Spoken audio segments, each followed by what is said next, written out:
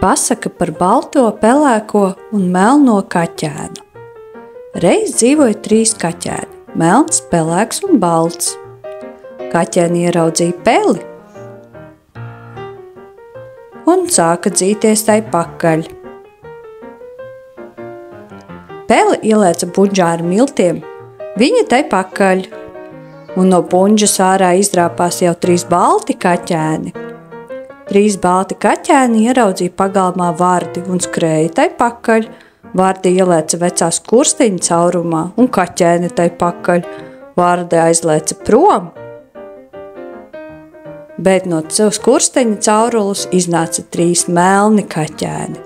3 melni kaķēni ieraudzīja zivi un met tos tai pakaļ. Zivs aizpeldēja prom, un 3 slapji kaķēni izkāpa no ūdens. 3 slapjie kaķēni devās mājās. Pa ceļam viņi izžuva un kļuva tādi paši, kādi bija. Melns, pelēks un balts.